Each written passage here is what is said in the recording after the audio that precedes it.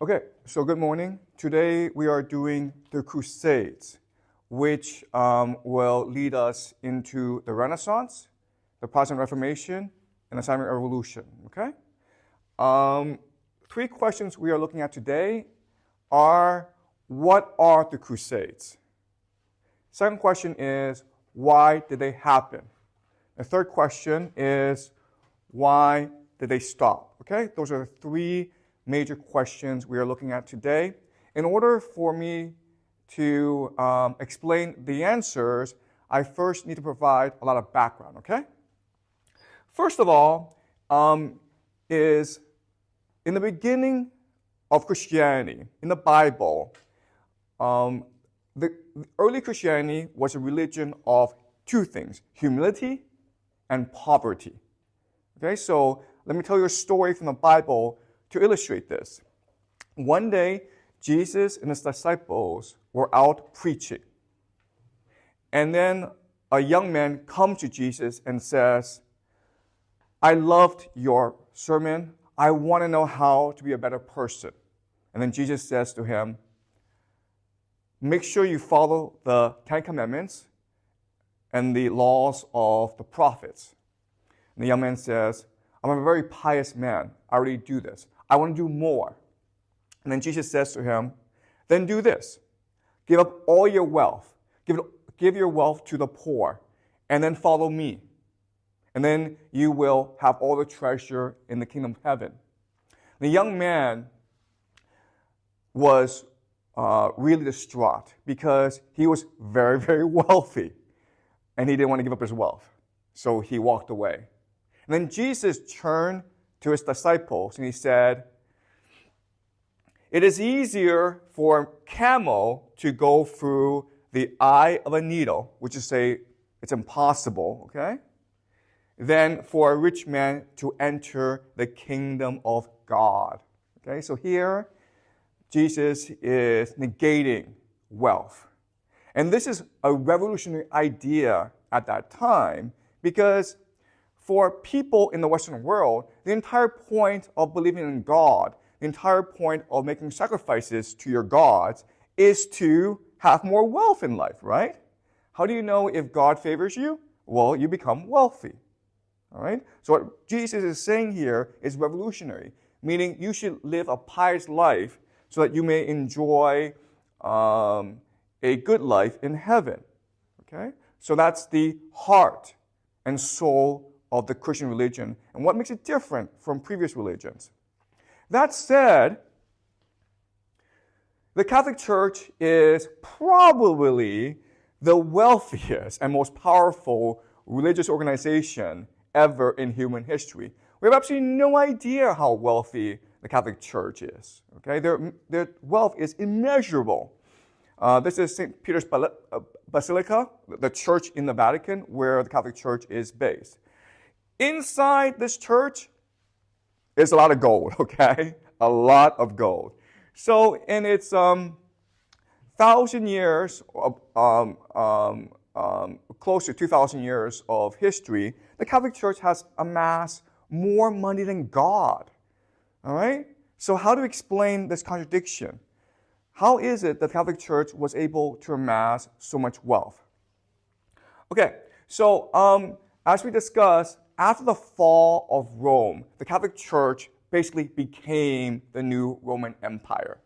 After the fall of Rome, for the longest time, Europe was poor. But starting about the year 1000, Europe became increasingly wealthy for a variety of reasons. The main reason is something called the medieval warm period, meaning it was just easier to grow crops. Okay?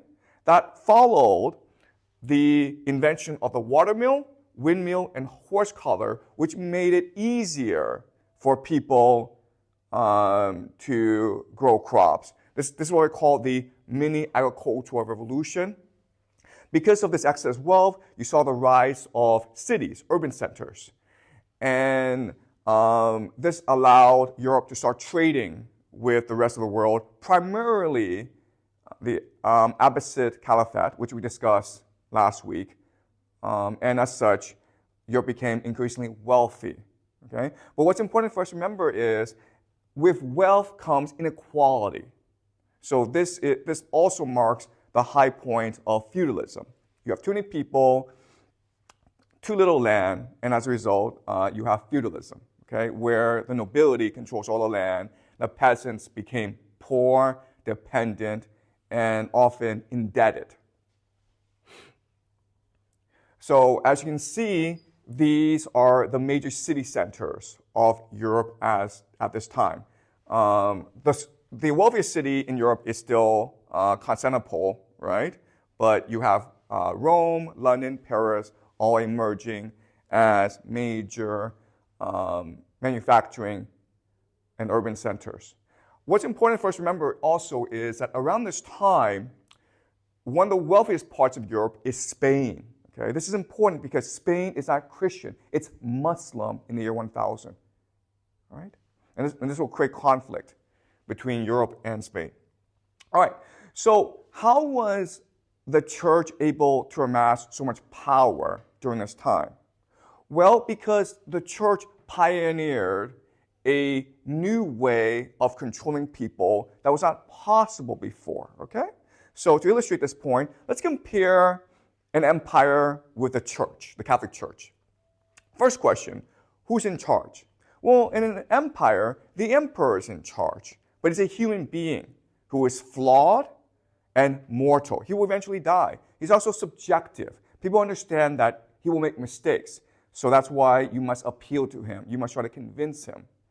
But with the Catholic Church, the person in charge is God, who is perfect, immutable, and eternal. He can never make a mistake. And he will always be there. Okay? Second difference is an empire demands labor from you. It demands that you toil and sweat. But the church demands your soul, your eternal spiritual obedience, your heart and your mind. Okay? And the third major difference is an empire can only put you to death as the worst punishment, but the church can sentence you to eternal damnation. The church can have you burn in hell for eternity, okay? And so this concept of eternal damnation is the source of a lot of the church's power, okay? So the church had something called a faith monopoly. It was the only religion. It was a true religion. And so there were certain ways that this power would express and manifest itself in Europe at this time, okay? I'm going to have to go through a lot. This is a lot of information. I apologize, but you will need to know this in order for us to go on in the course, okay? This is especially important for the Protestant Reformation because the Protestant Reformation will be a rejection of a lot of these practices, okay? All right, so the first thing you need to understand about the church in about the year 1000 is it's an imperial bureaucracy. The Pope is basically the emperor, and then each region has bishops that control the region. It's a huge bureaucracy. That's very similar to the bureaucracy in Constantinople, as well as in China. Okay? It's a top-down hierarchy. Second thing you need to know is the official language of the church was Latin. During church services, the priest would give sermons in Latin. The Bible was written in Latin. The purpose for this is to tell people that the Bible, that theology was not for them. They just had to listen and obey. Okay, so that gave the priest a lot of power. It was also an explicit rule that only priests could preach the Bible. You had to be ordained and authorized by the church in order to be able to tell what Christianity meant. Okay? You had to recite the Nicene Creed, which is a Holy Trinity. Okay? So remember, we discussed the Holy Trinity, the idea of monotheism, and this is the dominant belief system of the church. There's something called the sacraments. Okay? 7 holy sacraments that you must pay for. And these are rituals provided to you by priests in the church. And what these rituals are trying to do is they're trying to channel the divine energy of heaven and Jesus and God in order to make your life much more fortunate. Okay? So an example of this is called the Eucharist. And so in the Eucharist employs the principle of transmutation. So during the Eucharist, and it's basically a common meal, what the priest will do is he will channel Jesus from heaven, and his body will become expressed in bread, okay? The bread will become the body of Jesus, and then his blood will manifest itself in wine or water, okay? And then you will feast on the bread and wine. You eat Jesus, you drink Jesus, and Jesus comes into you, all right? And if this sounds weird, it is weird, and that's why a lot of Protestants will rebel against this. They think it's superstitious. All right, you also have the church determining who goes to hell, heaven, and purgatory, as well as for how long. Hell is where you burn for all of eternity. Heaven is where you are with God. Purgatory is if you commit sins and you need to cleanse yourself of these sins. So you might be in purgatory for like 1 year if you steal, but you might also be there for 1,000 years if you killed someone, okay? And the church, it's up to the church to determine how long you're in purgatory for. There's something called the canonization of saints, where the church can determine who are saints. A lot of Protestants in the future will say this is wrong because only the Bible, only Jesus can determine who is worthy. Okay? The church doesn't have the power to determine this. And the last thing is, and this is really important, the authority of the clerics was absolute. And heretics were those who denied the absolute authority of the church. Okay? So, this is important because some people think that heretics are those who disagree with the church. For example, they don't really understand the Nicene Creed. Well, if you don't understand something, it's called ignorance or superstition. You understand? And therefore, the church has a responsibility to educate you. Once the church educates you and you still refuse to admit the authority of the church, then you become a heretic, which means you will become excommunicated. Okay? Excommunicated means that you will be kicked out of the community of the church, which means you will burn in hell forever.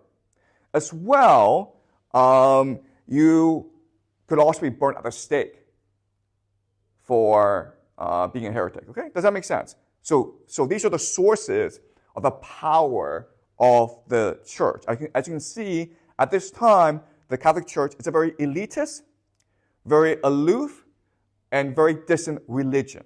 Okay? It's designed in a way as to be removed from the ordinary struggles of ordinary people. Okay? So, as you can imagine, with so much power comes corruption. Augustine, in the City of God, he basically imagined the intellectual blueprint for the Catholic Church.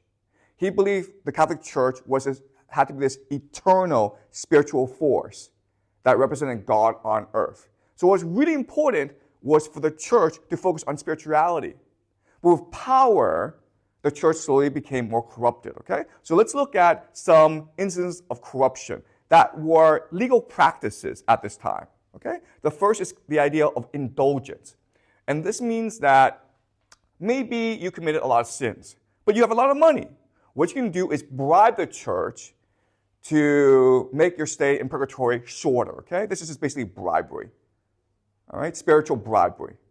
And obviously, a lot of Christians would have issues with this, okay? Second is the idea of simony. Simony just means that if you're rich, you can buy yourself into the church regardless of your education, regardless of your understanding of the theology. Okay, this is called simony. Then you have something called the selling of holy relics. So again, at this time, everyone's very superstitious. So they want to buy relics in order to channel the divine power of Jesus, right? Well, the church would sell you these relics, and a lot of them would be fake. But a lot of Christians, as you can imagine, would find the very idea of the church engaging in commerce to be very offensive. Worldliness means that you have the conjoining, the conflation of the nobility with the church. So a lot of princes became bishops, kings could pick who could become bishops, and priests were supposed to be celibate. They were supposed to devote their life to God, but a lot of them got married, had kids, and owned property, and became very wealthy, okay?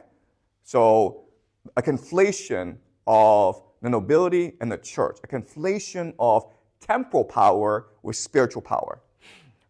Tithes means that parishioners had to pay taxes. Parishioners had to pay taxes to not only the nobility, but also to the church as well. And the very last idea is the idea of feudalism. And this means that the church controlled, at its height, 1/3 of all the land in Christian Europe. And they didn't have to pay taxes to the nobility, to the prince. So as a result of all this corruption and special privilege, the church became the most powerful organization in all of Europe, okay? And again, they had this power because people were afraid of burning in hell for eternity, okay? Even kings were afraid. But we have to remember this, and this is very important. Ultimately, if you're a church, your power, your legitimacy, your authority comes from your ability to enforce your belief system on everyone, okay? This is what I call orthodoxy.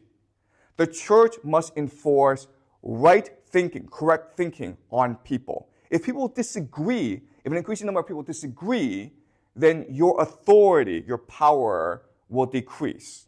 Now, at this time, in the year 1000, there are 5 sources of conflict for the church, okay? 5 things that will question the legitimacy of the church. The first thing is this. The Muslims occupy the Holy Land. Jerusalem right now is being controlled by the Fatimids, okay, which is an Islamic caliphate. And this is embarrassing, right? Because if you are the true representative of God on earth, why is Jerusalem being controlled by the Muslims? Okay, that's embarrassing. Second problem is Muslim Spain, okay, it's more wealthy, more cosmopolitan, and innovative than Christian Europe. A lot of the reason why is Muslim Spain, it is much more open, inclusive, and tolerant than the Catholic Church. It also trades with the rest of the Muslim world. And as we know from the Islamic Golden Age lecture, the Muslim world right now is very, very wealthy. Jews, Christians, and Muslims all get along very fine in Muslim Spain, okay? So, and it's just right next door. Everyone can see that Muslim Spain, it's much more wealthy. So that's another problem. A third problem is something called the Great Schism of 1054. That's when the Greek Orthodox Byzantine Church in Constantinople, it broke away, it split away from the Roman Catholic Church in Rome. Now you have 2 different churches, all claiming to be the one true church of Jesus. Okay? That's a huge problem. Another problem, of course, is the corruption that we just discussed, the conflation of spiritual power with temporal ambition. Okay? Now, the last problem is this. The last problem is dissent. Now, something that we discussed a lot last semester is that humans are first and foremost religious. Humans have religious needs, and these religious needs often trump their material needs. For example, food, water, and shelter, okay? Humans have a fundamental need for community, intimacy, and truth. But the Catholic Church is denying intimacy and truth to humans. Humans want to be with God. They want to serve God. But the Catholic Church says, no, we are the middleman. You have to go through us in order to celebrate God. Okay? So there's a lot of discontent at this point in Christian Europe against the Catholic Church. All right? So these are 5 problems. And again, the Catholic Church, the entire source of their power is their ability to maintain orthodoxy. So they developed a 3-pronged strategy that they will use basically a lot, okay, throughout the history of Europe. Okay, these 3-pronged strategy are scapegoating, persecuting, and crusading. Okay, and you guys need to know this because these 3 ideas will recur over and over in European history. The idea of scapegoating is this. In Europe at this time, even though the Jewish community is a lot smaller, it's still present. Okay? Now the question then is, what are the Jews still doing in Europe? And the answer is, well, a lot of them are working for the nobility. Okay? The nobility inherit their wealth, but they don't want to do any work. They don't want to manage their land. They don't want to run their business. They don't want to collect taxes. And they don't want to run their banks. So they get Jews to do this for them because Jews are clever, they're hardworking, but most importantly, they're completely dependent on the protection of nobility. Does that make sense?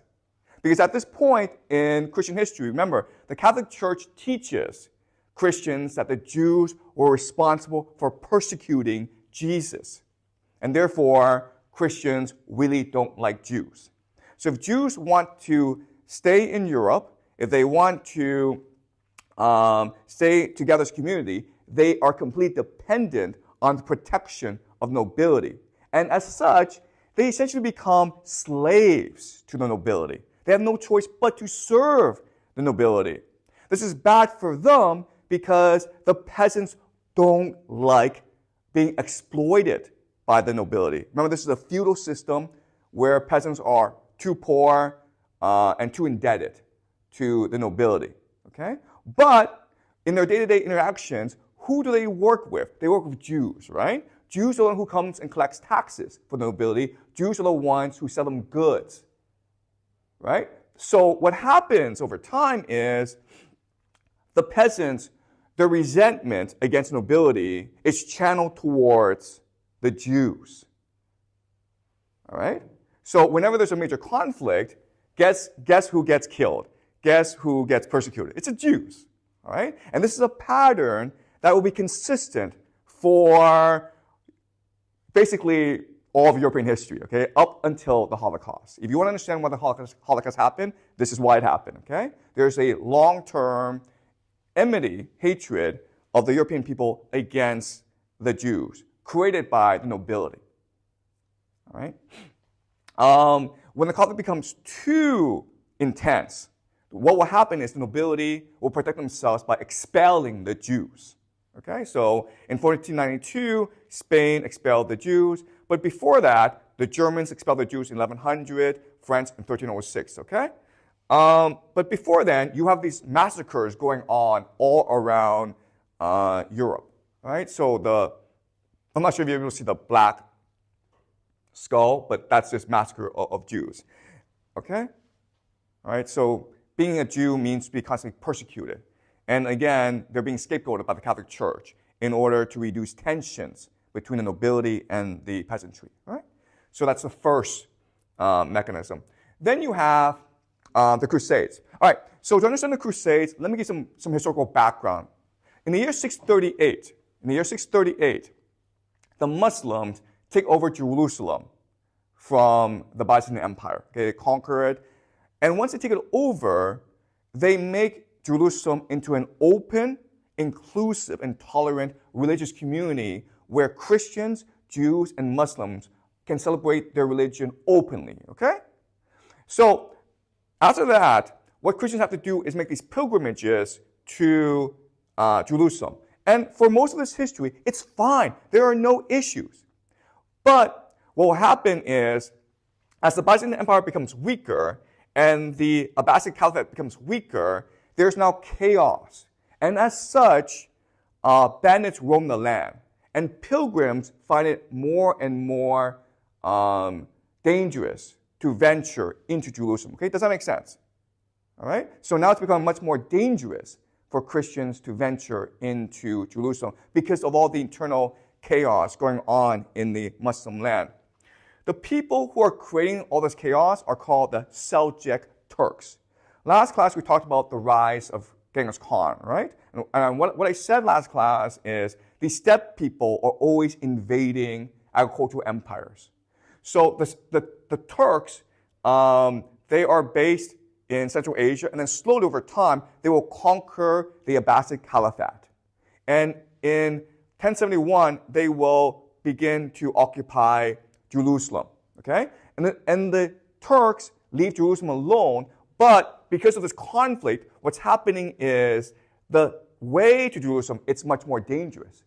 As well, the Turks are now threatening Byzantium, okay, Constantinople right here. In fact, they're conquering a lot of territory in around Constantinople. And as such, the emperor of Constantinople, the Byzantine emperor, he appeals to Pope Urban II, who is the head of the Roman Catholic Church. Can you please help me and save me from these Seljuk Turks? And so what Pope Urban II will do, remember, popes are politicians. He sees an opportunity here to unite Christendom under the authority of Rome, right? He sees the opportunity to reclaim Jerusalem as Christian territory. He sees an opportunity to channel the religious energies of the peasantry against the Muslims, okay? So what he does is, in the year 1095, he will give a speech calling for the First Crusade, which begins the crusading period. Now, we're going to look very closely at this speech, and it's important we do because this rhetoric, this philosophy, will underpin the relationship between Christians, Muslims, and Jews for most of European history, okay? So let's see how the Pope thinks.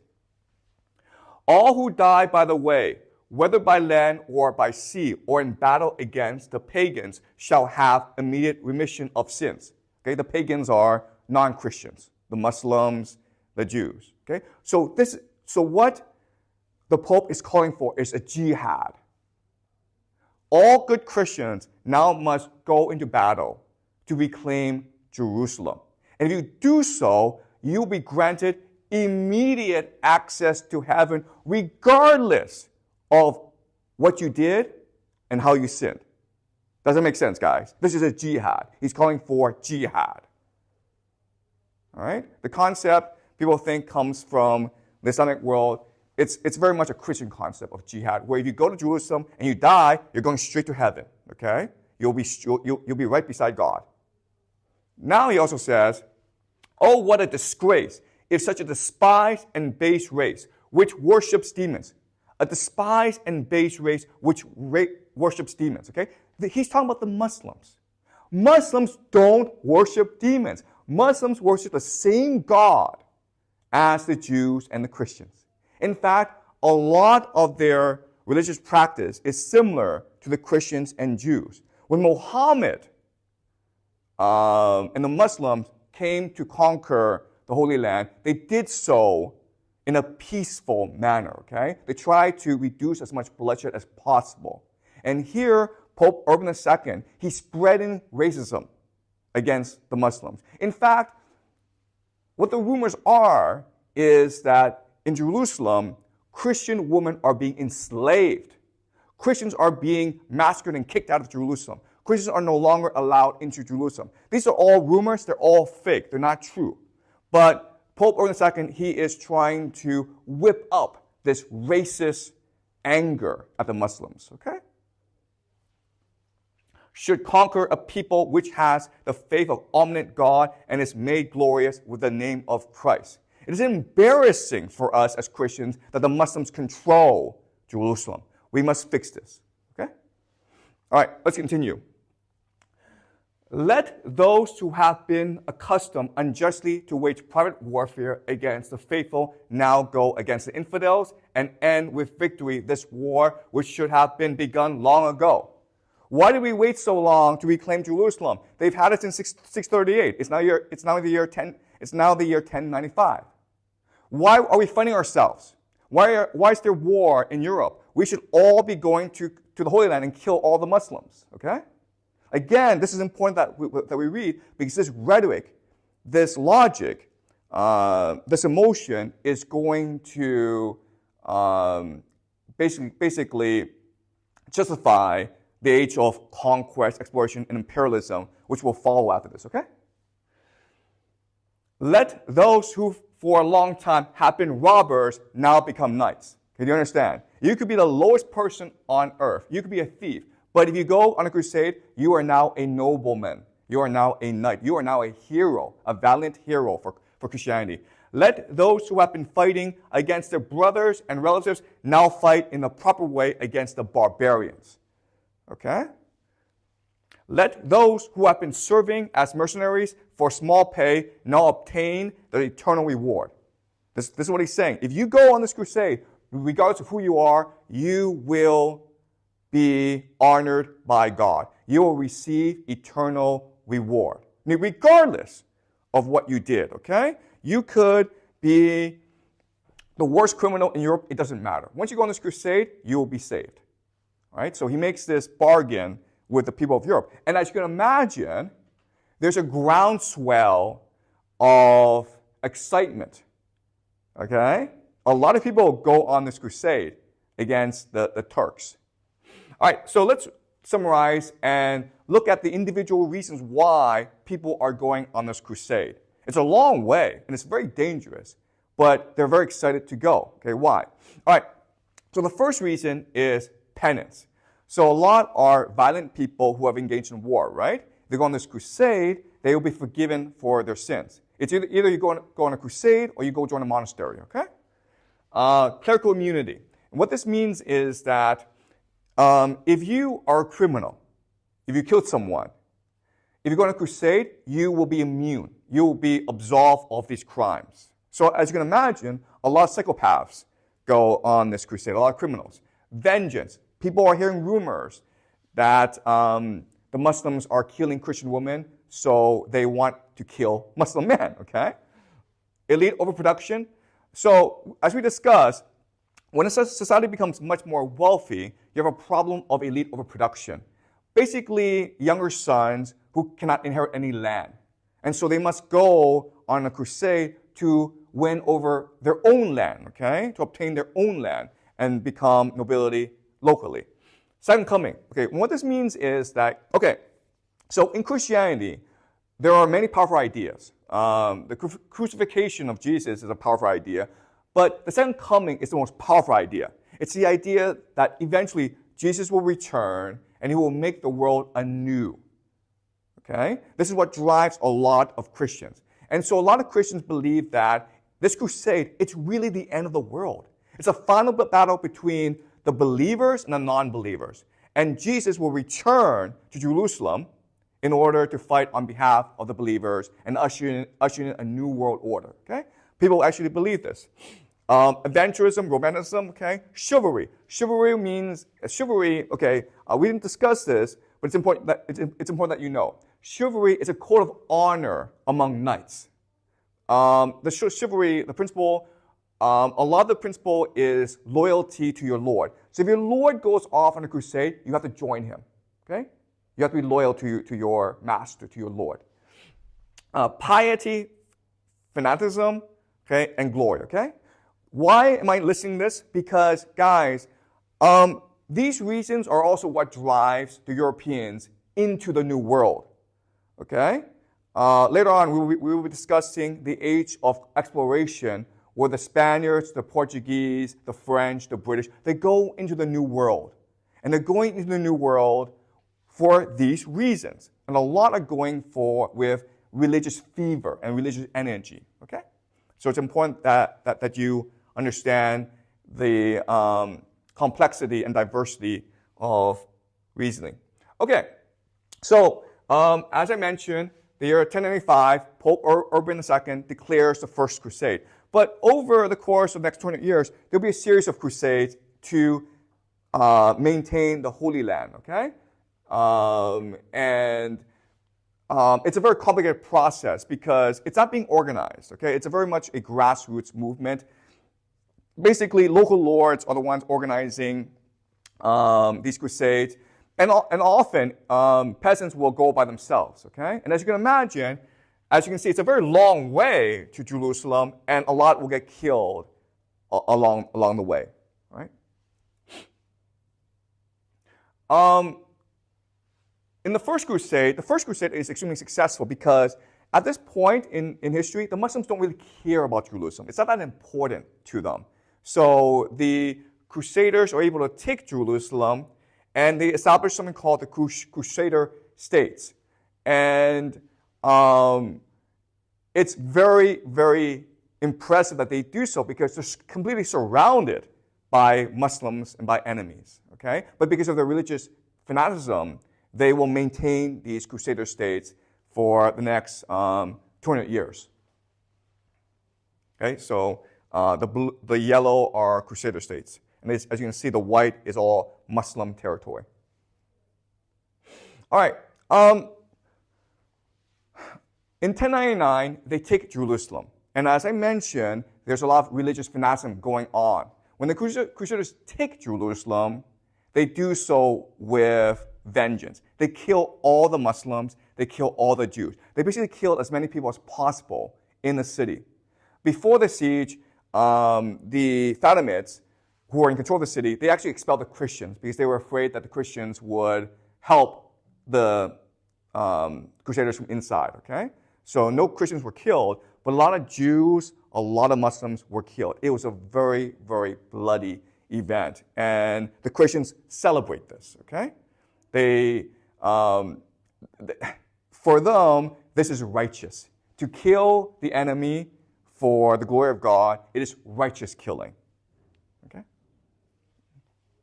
This contrasts with the year 1187 when the Muslim leader named Saladin, okay? Saladin is considered one of the greatest warriors in human history. He's celebrated both by Christians and Muslims.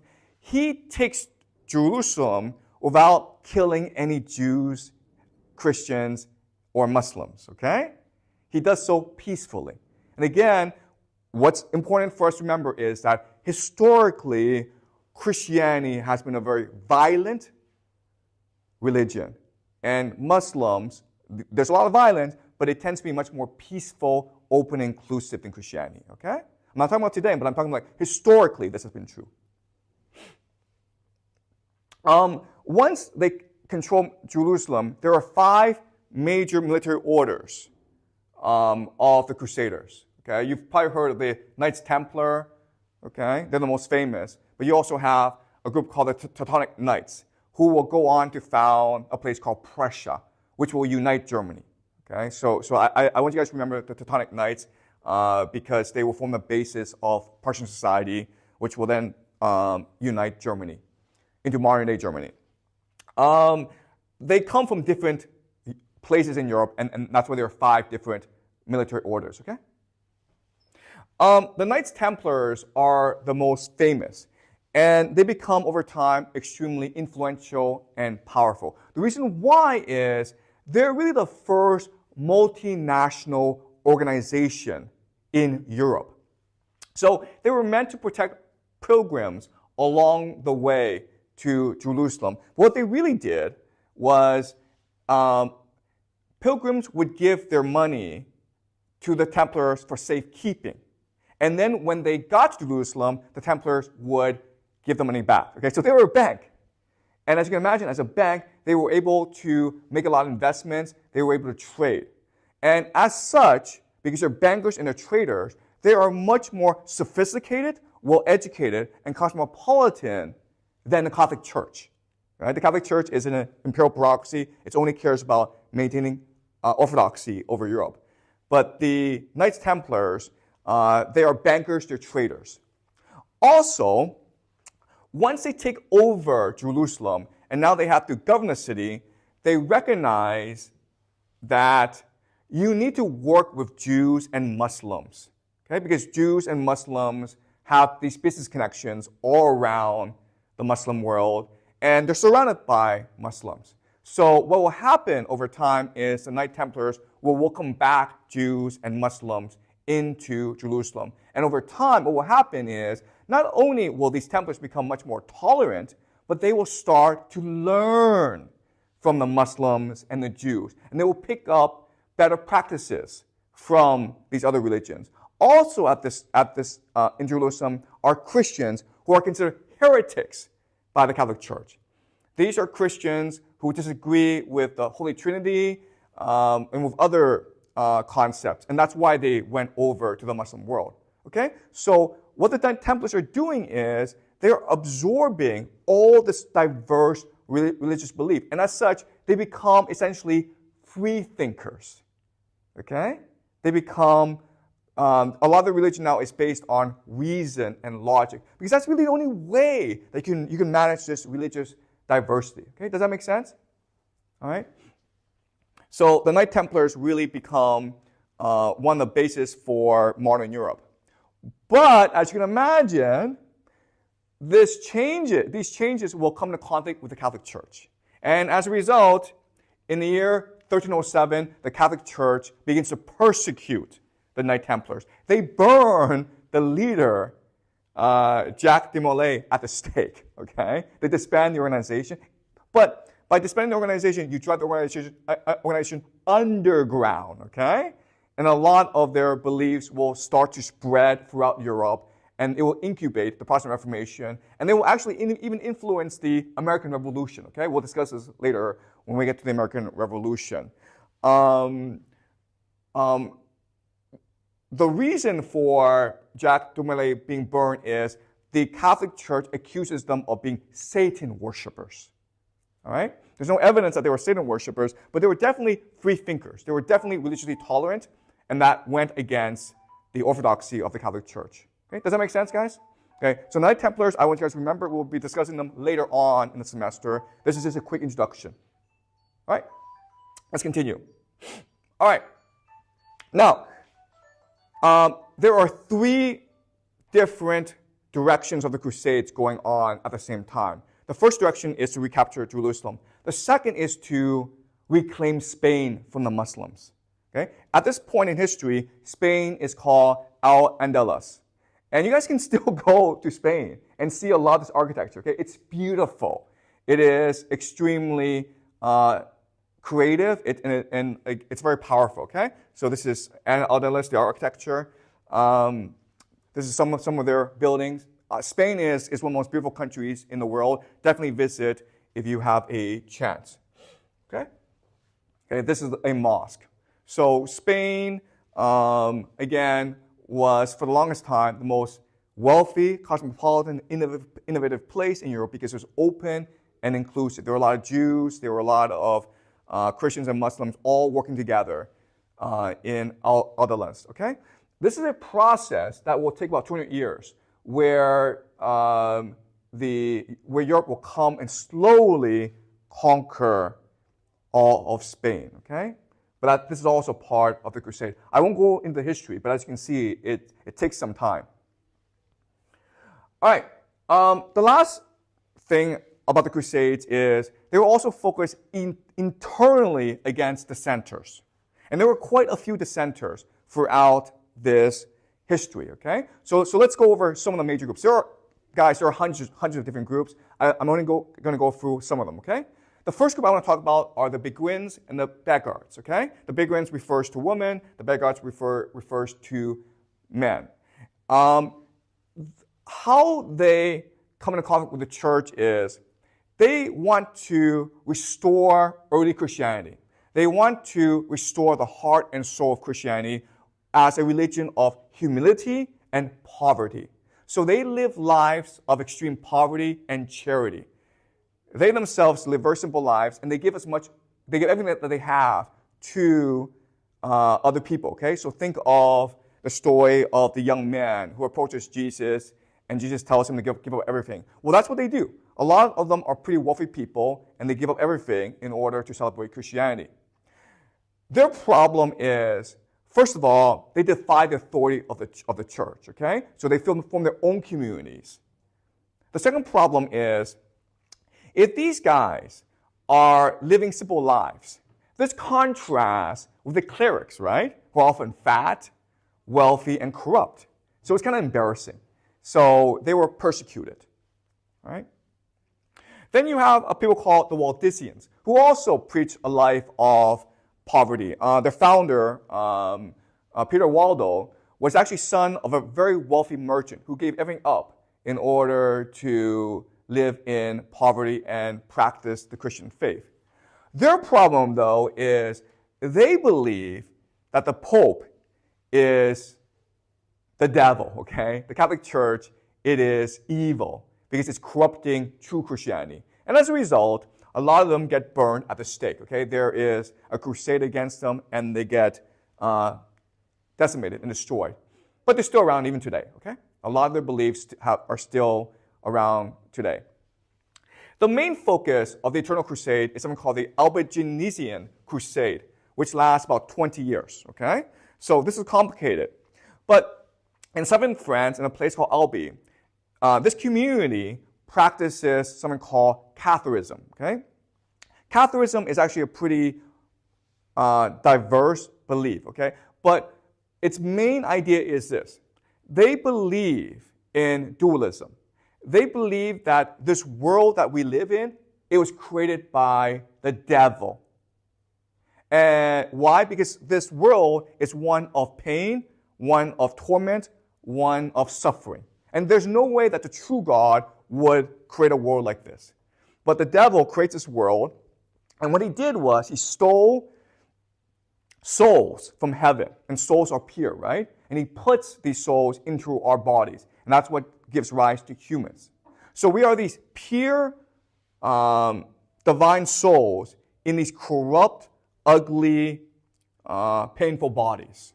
Okay? So the goal of life is to discover that we are in prison and escape our bodies and return to heaven through good works, through beliefs, through knowledge, okay? Gnosis. So these people are also considered Gnostics. Okay? Their problem is not only are they heresy, but they have their own church structure. Okay? They have their own church structure, and this church structure is extremely open, tolerant, and inclusive. There are women inside the hierarchy, but there are also Jews inside the hierarchy. And what's important for us to remember is this is a belief system in which there aren't that many people, but they're deeply admired by the community because they call themselves good Christians. They practice a life of simplicity, of poverty, and they are kind and charitable to everyone. So the entire community sees them as good neighbors, okay? So when the Pope declares a crusade against these Cathars, what happens is the entire community rallies around them and tries to protect them. Okay? Obviously, this is a community that is being besieged by European knights, and they will get killed. What's amazing is, while the community is protecting them, okay, and they know that the Crusades are only wants to kill the Cathars, not the Catholics, okay? They're Catholics. The Crusade doesn't want to kill them, but they're willing to sacrifice their lives to protect the Cathars. But also, a lot of them will convert to Catharism knowing that they will die because they are so disgusted by the Crusades, so disgusted by the Catholic Church, and they feel such a strong emotional bond with the Cathars, okay? So this is a very violent process, but it does not destroy Catharism. Why? Because these Cathars don't care if they die. Remember, we are inside corrupt bodies. So when we are martyred, we will go straight to heaven. So when they're burned at the stake, okay, they go willingly. They go happily. And this stuns their neighbors, the community, but it also frightens the Catholic Church, okay? Because they know you can't beat people like this. And if you keep on persecuting them, their religion will spread. So the Catholic Church adopts two new strategies to deal with them, okay? The first is they initiate something called the Franciscan order, the friars, founded by the Francis of Assisi. And this is a brotherhood focused on a life of humility and poverty, doing good works, right? Just as Jesus said. The thing, though, is they're within the church hierarchy. they obey the Pope. And the Cathars didn't obey the Pope. The Waldensians thought the Pope was the devil. Okay? The main invention, the main response is something called the Dominican order. Okay? So you might have heard of the Jesuits, right? The Jesuits were created in order to persecute people during the Protestant Reformation. Well, the Dominican order was created, just like as the Jesuits, in order to deal with the Cathar heresy. These are extremely well-educated people who will now use the power of the pen rather than the power of the sword to try to crush the heresy. Okay? What's important for us to remember is these people who joined the Inquisition, the Crusade, they do so out of the pureness, the goodness of their own heart. The Cathars have been led astray.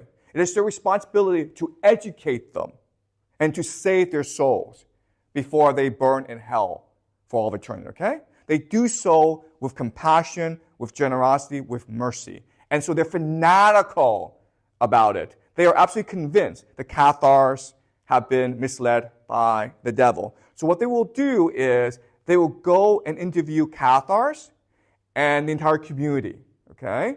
Now, before, the community wanted to protect the Cathars, so they will lie on behalf of the Cathars, okay? But with the power of the pen, if you're able to write everything down, if you're able to take testimony, okay, think of a police interrogation, you know exactly who's lying and who's telling the truth. So they were really quickly able to identify who was a Cathar and to isolate that person, okay? And the power of the pen, this interrogation method, was far more effective than the Crusades, right? So this is part of something called the medieval Inquisition, and this is something that will repeat itself during the Spanish Inquisition, in the Inquisition against the Protestants. Okay, does that make sense? So again, there's this stereotype or this misconception that the Inquisition was a violent act. But there was very little violence, and the reason why is the Catholic Church, the doctrine forbids them from spilling blood. Okay? So, but this was a very thorough, very effective way to deal with heretics. Okay? All right. So, what brings the Crusades to an end? Why did the Catholic Church start to lose power? Okay, so a lot of their power derives from the belief that they represent God, the legitimacy, right? Well, starting in the 14th century, there were a series of crises.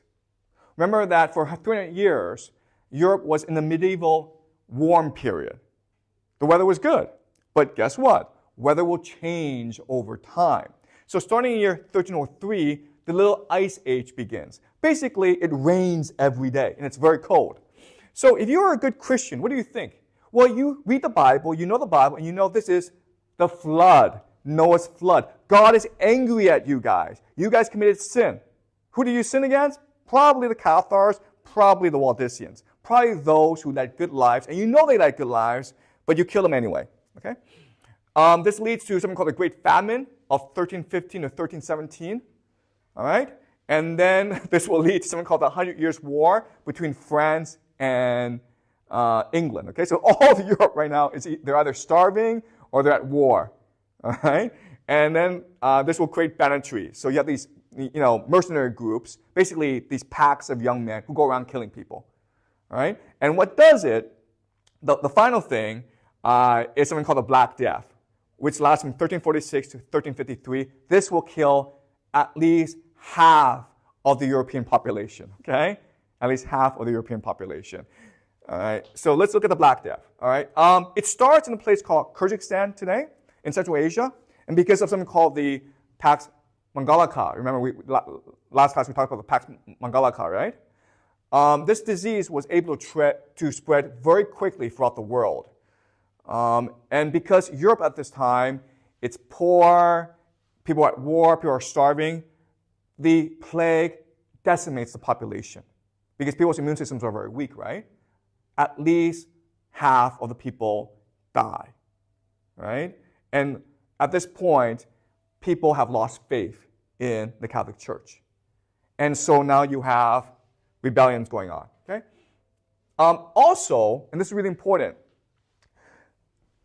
the Catholic Church in 1378, it splits apart. Remember, in 1045, the Catholic Church split away from the Orthodox Church. But in 1378, the Catholic Church itself divides into two. There are now two popes. The first pope is in Rome, and he's supported by the countries in blue, which is Sweden, Denmark, England, Poland, Hungary, and Italy itself. But you also have a pope in Avignon who is supported by France, which is a rising power in Europe at this time. Okay? So this causes people to lose even more faith in the Catholic Church. So now you start to have these rebellions going on. So you have something called the Dulcinians, and what they argue for, this is basically a revolutionary party. They argue for the fall of the church, the fall of feudalism, and they want to create an egalitarian society. Right? So in other words, these are proto-communists. Even at this stage in human history, people are longing for, they're nostalgic for a time when humans were free, open, and egalitarian. They want to destroy the hierarchy. They want to destroy the feudal order. Right? This is John Wycliffe. He is an Englishman. He is a theologian, widely respected. But he was critical of the church. And he wrote a lot of books promoting reform in the church. He believed that the priests had too much power. He believed that God should be returned to the people. And so he himself translated the Bible from Latin into the vernacular, into English, so that ordinary people can read it, okay? Eventually, the church deemed him a heretic, okay? They called him a heretic. But the problem is, at this point, he's dead. So what they did was this. They dug up his body, and then they burned him at the stake, okay? Because that's what you do to heretics. He was already dead, but they burned him anyway. John Hus is a Czech. He was in a place called Bohemia, and he was preaching the same things. And as a result, they decide to call him a heretic and burn him at the stake. But this will lead to something called the Hussic Wars, when the local Bohemians will challenge the authority of the Catholic Church. Eventually, this rebellion, this war, will be crushed by the Catholic Church, but this will give way to another reformer by the name of Martin Luther. Okay? Martin Luther will start something called the Protestant Reformation, and this will end the authority of the Catholic Church in Northern Europe and begin a new age for Europe. All right? So we'll discuss Martin Luther and the Protestant Reformation next week. Okay. So let us conclude by answering the three questions. What are the Crusades? Why did they happen? Why did they stop? The Crusades, in the Western imagination, it's no different from the jihad in the Muslim imagination. It is a religious war. Okay? It's channeling all that religious energy against your opponent. Right? And the Crusades, even though technically they end in 1290, they will manifest themselves in the age of exploration and in the conquest of the New World, which is something we'll discuss later on. Right? Why did it happen? As I discussed, it happened because the Catholic Church had a legitimacy problem. The church was divided between East and West. There were the Muslims in Spain who are more open, more cosmopolitan. Jerusalem was controlled by the Muslims. There was internal dissent.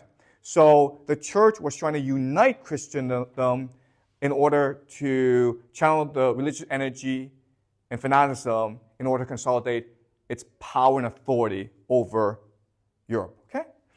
And why did they stop? Well, they stopped mainly because Europe found itself in internal turmoil in the 14th century. But you can also argue, and I'll show you later on, they never really stopped. Okay? It's still going on today. The wars in the Middle East that you're seeing on the news, it's really still part of the crusading mentality. All right? Okay? Okay, so I know this is a lot, but any questions? Let's try to clarify some things that you didn't really understand. Yep? So, could you clarify a bit with the Inquisition, like what people would do? Okay, sure.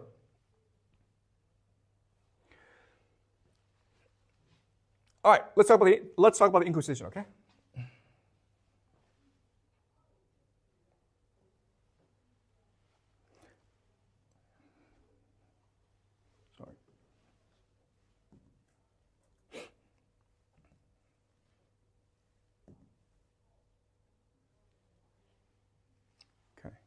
All right, the Inquisition.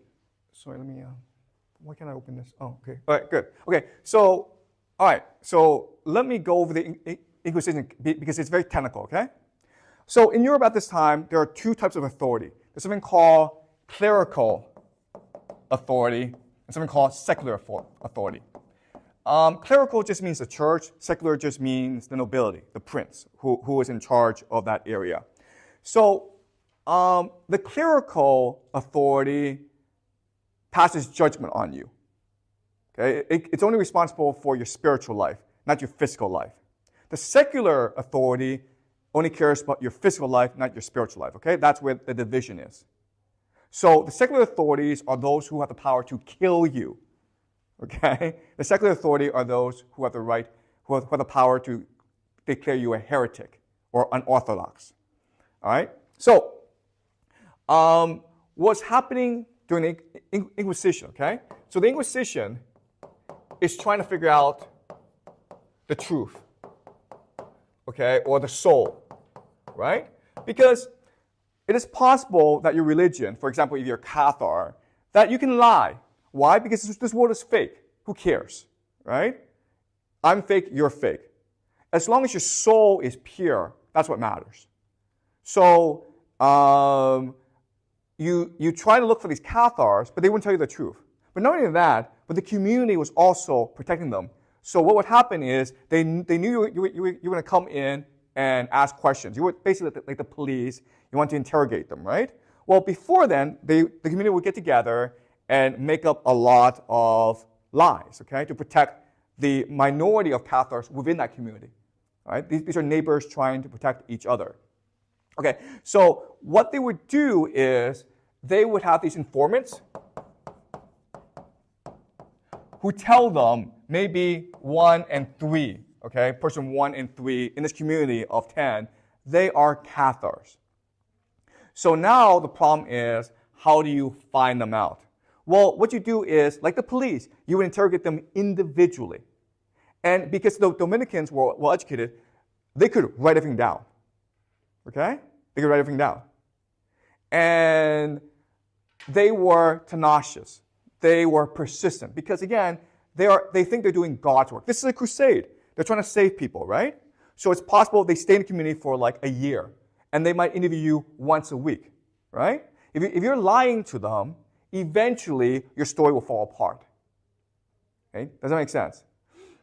And the trick is to make sure that you separate 1 and 3 from 2, 4, 5, 6. Okay, do you understand? Because during the Crusades, you didn't separate them. You killed everyone, okay, which is problematic. Because a lot of Crusaders didn't want to kill Catholics. They only want to kill Cathars. And then the Pope said, God will know his own. Right? I mean, like, let God decide who's a real Cathar, who's a real Catholic. All right? But you know, that felt unjust and unnecessary, right? So this was a much more precise, methodical way to figure out 1 and 3, and then you burn them at the stake, okay? To send a message to the community, right? Because what you're really trying to do is threaten everyone else to cooperate, okay? And then eventually, over time, people recognize that resistance is futile. These people are so persistent, they will figure out the truth. And then they'll punish the Cathars. So there's really no point in resisting. Okay? And again, remember, this is really important. The Cathars are only a small minority of people in southern France. Okay? Before, they were killing everyone in southern France, and this was uniting all of southern France against the Catholic Church. Now, because of the Inquisition, they're able to be much more precise. Does that make sense, Eva? Okay, great. Yep. Any more questions? Great question. Any more questions? Can you explain a bit more about scapegoating? Okay, yeah, okay. Scapegoating. All right. So in the Jewish religion, in Judaism, there's a ritual where the sins of the community will be put on a goat, okay? So basically, all the sins of the community of that year, it will all be placed in a goat. And then they will let the goat run away, or they might sacrifice the goat in order to cleanse the community of the sins, okay? So the idea of scapegoating is to blame someone else for your troubles, okay? Or to divert people's attention to something else that distracts them, all right? So remember, in the idea of feudalism, the conflict is between the small nobility, right, and the large peasantry. The peasants often were enslaved by the nobility. They were basically called serfs. And as you can imagine, people would get angry, okay? They would get frustrated. And if they rebelled, the nobility would have a problem, okay? First of all, there were a lot of peasants, so the nobility might get killed. But another problem is, this is your economy, right? This is your property. You don't want to burn on your own property, all right? So the idea of scapegoating is this. You have Jews who work as middlemen. They're the tax collectors. They're the people who manage the land. They're the merchants. So what you would do is this. You would now and then let the peasants kill the Jews. And you think of this as a ritual sacrifice. Just as in Judaism, they would ritually sacrifice a scapegoat in order to cleanse the community of its sins, right? Well, you would allow a ritual sacrifice of certain Jews in order to cleanse the peasants of their anger. Does that make sense? Like I know this is hard, and I know this is disgusting and wrong, but it is a very powerful political tool. And so you will see the idea of scapegoating throughout human history, right? So now that once the peasants have satisfied their anger on the Jews, they go back to work. Does that make sense, guys? All right. So, Echo, is that clear? Okay, great. Great question. Okay. Any more questions? I was wondering, like, you mentioned the church has some punishment, like the eternal damnation. Is it just, how do they do punishment? Like, burn people? Okay, no. So in this religion, this world doesn't matter. What matters is once you die. Okay? So everyone, while alive, is thinking like, how do I ensure a peaceful, happy afterlife? Okay? And the Catholic Church is what allows you to have a happy afterlife. Okay? But if you piss off the Catholic Church can tell you that, nope, you're going to burn in hell. Okay? So the priority then is to be on good terms with the Catholic Church. And that's how you ensure eternal salvation. Okay? So they just simply tell you that you'll go to hell? Yeah, it's a religion. It's a belief system. It's a worldview, okay? Remember, religion is the culture, which is the worldview. Right? Right? And this is what people believe. All right? So in China, people believe that if I get good grades in school, I'll go to good university, and then I'll have a really good life. Right? That's a religion. That's a belief system. It's not necessarily true, but that's what people believe. And that's what drives their actions. That's why your parents make you study so hard. All right. Good. Is that clear? Okay, good. Any more questions? Great questions, guys. But any more questions? Yeah, so I need you guys to really know this material because we will have to use this material in future classes. Okay, so next week we start the Renaissance. Okay, the Renaissance will take us to the Protestant Reformation.